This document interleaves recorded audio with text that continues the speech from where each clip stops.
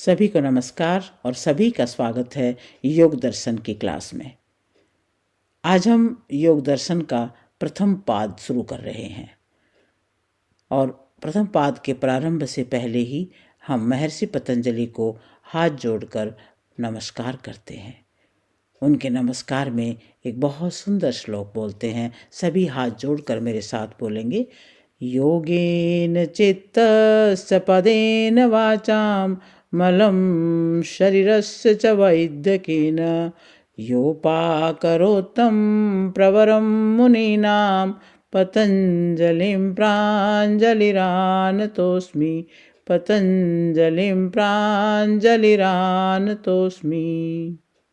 महर्षि पतंजलि कृत योग दर्शन के 4 खंड हैं: समाधिपाद, साधनपाद, विभूतिपाद और कैवल्यपाद। समाधिपाद का पहले वर्णन करके उन्होंने योग की विशेषताओं पर प्रकाश डाला है, जिससे रुचि जागृत हो, और वहाँ तक पहुँचने की साधना भी बता दी गई है। साधना से ईश्वरीय अनुभूतियों का प्राकट्य होगा और अंत में अविनाशी परम पद कैवल्य पद की प्राप्ति का विधान प्रस्तुत किया गया है। समाधिपाद के पहले ही सूत्र में बोला है अथ योगानुशासनम। वैदिक परंपरा में अथ शब्द 2 अर्थों में आता है: मंगलाचरण और पूर्व साधना पूर्ण होने के बाद ग्रंथ में प्रवेश। यहाँ अथ का तात्पर्य है जब साधक साधन चतुष्ट विवेक, वैराग्य, षट संपत्ति और मुमुक्षुता की दिशा में चल चुका हो, जब बाह्य साधनों से तृप्ति समाप्ति हो चुकी हो, जब चित्त भीतर की ओर मुड़ने को व्याकुल हो और जब राग, द्वेष, काम, क्रोध, लोभ, मोह जैसे दोषों से मुक्त होने की तीव्र आकांक्षा जाग चुकी हो, तभी योग का अनुशासन प्रारंभ किया जा सकता है।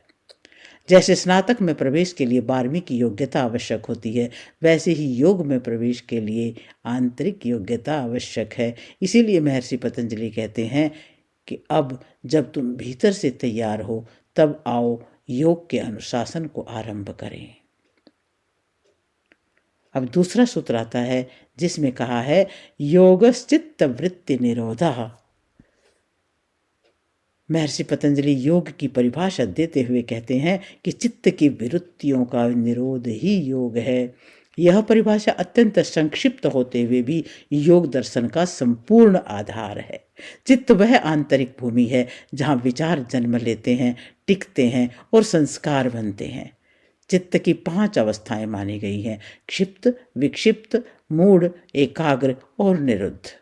इनमें से केवल एकाग्र और निरुद्ध अवस्था में ही योग संभव है।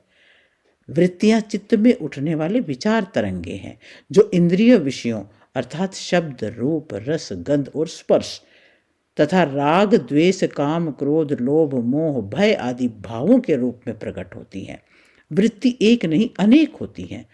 सूत्र का सबसे सूक्ष्म और महत्वपूर्ण शब्द है निरोध। निरोध का शब्द जबरन रोकना नहीं है। ये ऐसी अवस्था है जहाँ साधना के परिपक्व होने पर वृत्तियां स्वतः शांत हो जाती हैं। प्रारंभ में प्रयत्न आवश्यक है, किंतु जब प्रयत्न सहज बन जाता है, कर्तृत्व और अहंकार विलीन होने लगते हैं, तब चित्त की स्वभावतः निरुद्ध अवस्था में प्रवेश करता है और यह अवस्था योग है, यही समाधि है। तीसरे सूत्र में आता है तदा द्रष्टु स्वरूपे अवस्थानम, यानी कि चित्त की वृत्तियां रुक जाने के बाद आत्मा अपने स्वरूप में ठहर जाती है। दृष्टा अपने ही स्वरूप में स्थित होने लगती है। यहाँ दृष्टा आत्मा है जो इंद्रियां, मन, बुद्धि के माध्यम से संसार के समस्त अनुभवों को देखने वाला साक्षी है। सामान्य अवस्था में यह आत्मा चित्त की वृत्तियों के साथ तादात्म्य कर लेती है और स्वयं को सोचने वाला, चाहने वाला, सुखी दुखी होने वाला व्यक्ति मानने लगती है। परंतु जब विचार तरंगे शांत हो जाती हैं, राग, द्वेष, मोह, अहंकार का आवरण टूटता है और समाधि की अवस्था घटित होती है, तब आत्मा किसी वस्तु की अनुभव में नहीं रहती, वह स्वयं को स्वयं के रूप में अनुभव करती है। ये अनुभव न तो इंद्रियों का है, न मन का, न शब्दों में बांधे जा सकने वाला। ये तो परम तृप्ति, परम समाधान, परम शांति की अवस्था है। इसी कारण शास्त्र कहते हैं ये जानने की नहीं, जीने की अवस्था है। चित्तवृत्ति निरोध में भिन्न अवस्था में आत्मा की स्थिति क्या हो सकती है, इस बारे में हम समझते हैं कि चित्तवृत्ति निरोध न होने पर आत्मा वृत्तियों से आच्छादित रहती है, अर्थात आत्मा अपने वास्तविक स्वरूप में स्थित नहीं होती, बल्कि चित्त की वृत्तियों के साथ भ्रमवश तादात्म्य कर लेती है।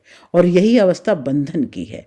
और जब वृत्तियां शांत होती हैं, बंधन टूटता है, तब वृत्तियां चलती हैं, आत्मा स्वयं को भूल जाती है।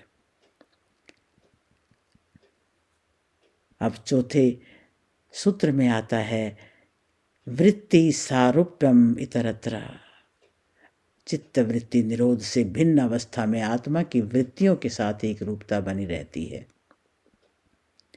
महर्षि पतंजलि इस सूत्र में एक अत्यंत सूक्ष्म सत्य को प्रकट करते हैं कि समाधि की अतिरिक्त अवस्था में आत्मा चित्त की वृत्तियों के साथ एक रूप हो जाती है। जब चित्त वृत्ति निरोध नहीं होता, तब जो अवस्था रहती है उसे व्युत्थान अवस्था कहते हैं। इस अवस्था में चित्त में विचारों की तरंगें उठती हैं, भावनाएं सक्रिय रहती हैं। चित्त कभी शांत तो कभी चंचल तो कभी मूढ़ होता है। और आत्मा जो मूलतः साक्षी है, वो चित्त की वृत्तियों के साथ तादात्म्य कर लेती है। अब अगले सूत्र में आता है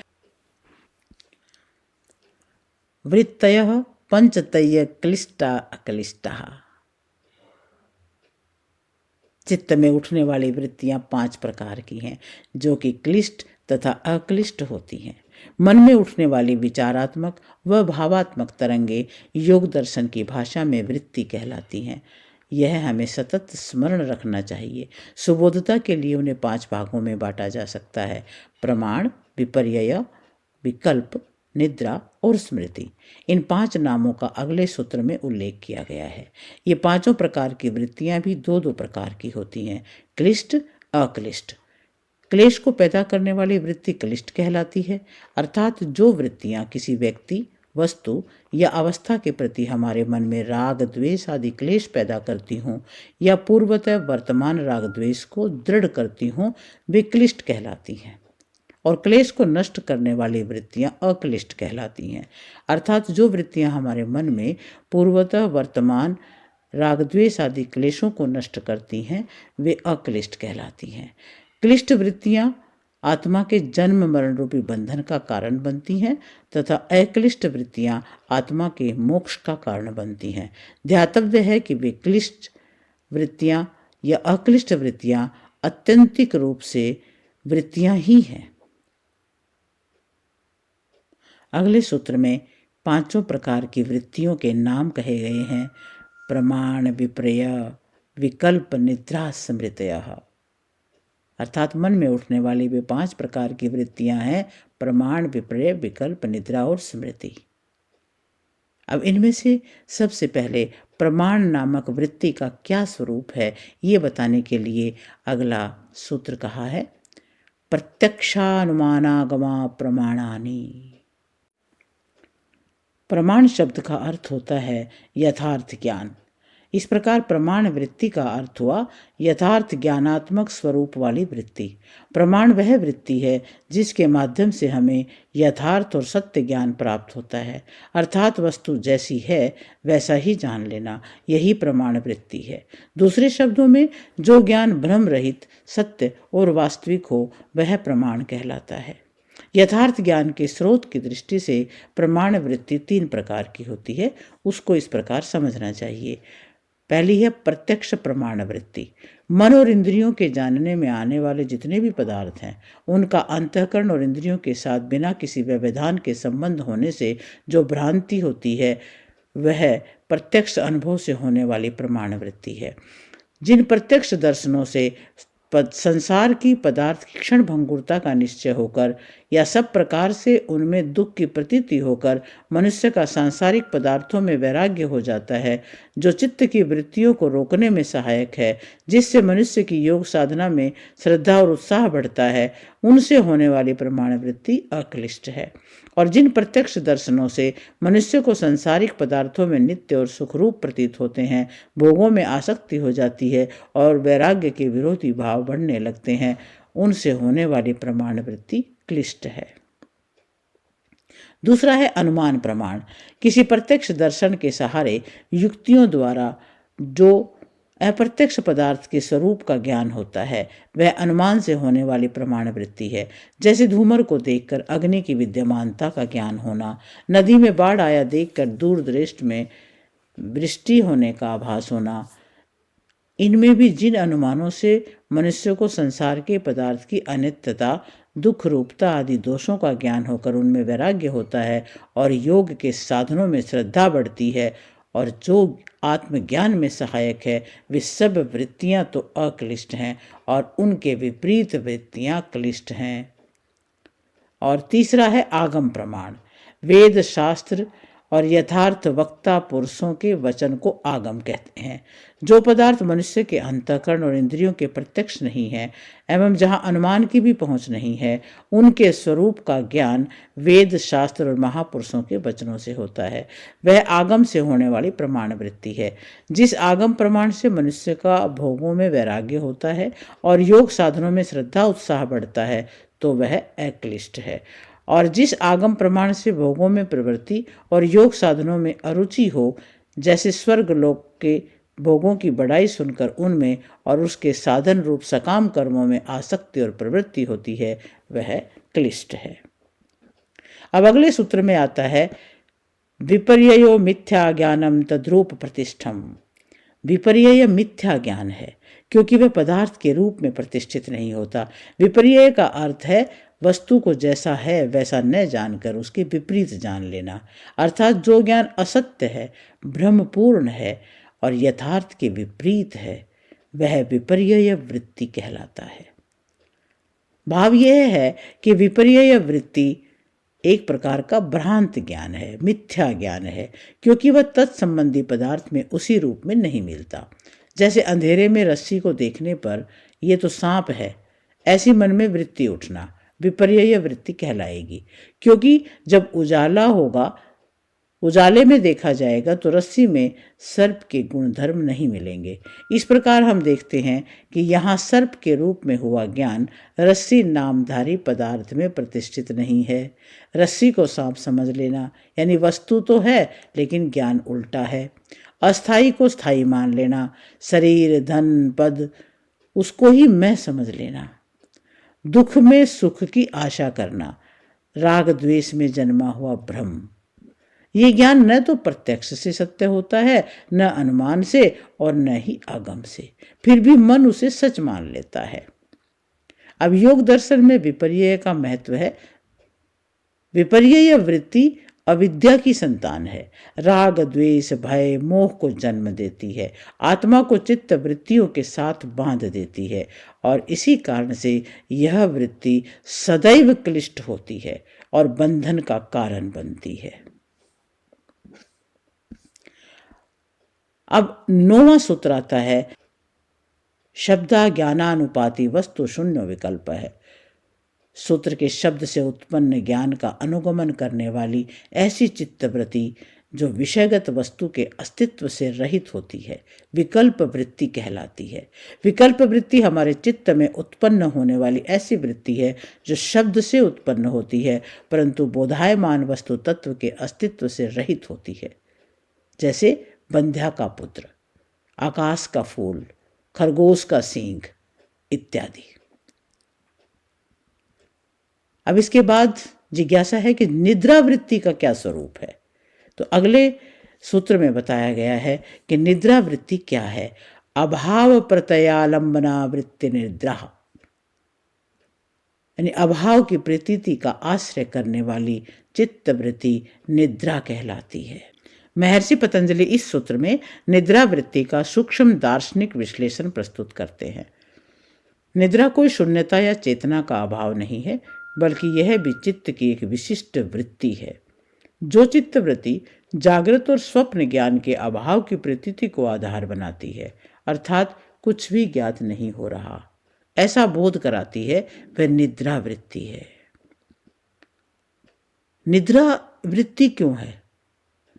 यदि निद्रा केवल शून्य होती तो जागने पर यह अनुभव नहीं होता कि मैं अच्छी नींद सोया, मुझे कुछ भी पता नहीं चला। यह न पता चलने का ज्ञान दरअसल अभाव की प्रतीति है, और ये प्रतीति एक वृत्ति है। चित्त त्रिगुणात्मक है, सत्व, रजस और तमस। सत्व गुण है प्रकाश, ज्ञान और स्पष्टता, और रजोगुण है क्रिया, प्रवृत्ति और चंचलता, और तमोगुण होता है आवरण, जड़ता, ठहराव, अज्ञान। और निद्रा अवस्था में तमोगुण प्रधान हो जाता है, रजोगुण और सत्वगुण दब जाते हैं, ज्ञान और क्रिया का अवरोध हो जाता है, चित्त में केवल अभाव की अनुभूति बनी रहती है। इसलिए निद्रा तमोगुण प्रधान चित्त की अवस्था है। योग दृष्टि से निद्रा भी एक वृत्ति है, इसलिए निरोध योग्य है। यह वृत्ति सामान्यतया क्लिष्ट मानी जाती है, क्योंकि ये अज्ञान और जड़ता को पुष्ट करती है। किंतु योग निद्रा या सचेत निद्रा में तमोगुण का अतिक्रमण करके सत्व की उपस्थिति बनी रहती है, तब निद्रा अक्लिष्ट की ओर उन्मुख हो सकती है। अब अगले सूत्र में आता है अनुभूत विषया संप्रोसह स्मृति ही।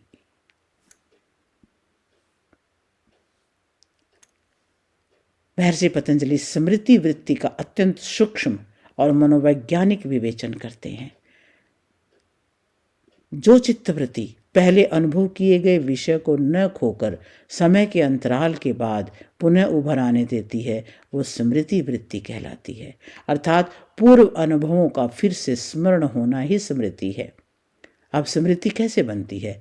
अनुभव जागृत या स्वप्न अवस्था में हम वस्तु, व्यक्ति, भाव, सुख दुख आदि का अनुभव करते हैं, और हर अनुभव चित्त पर एक सूक्ष्म छाप छोड़ देता है। यही संस्कार है, और जब वही संस्कार पुनः चित्त के विषय बनते हैं, तब अनुभव स्मृति के रूप में उभर आता है।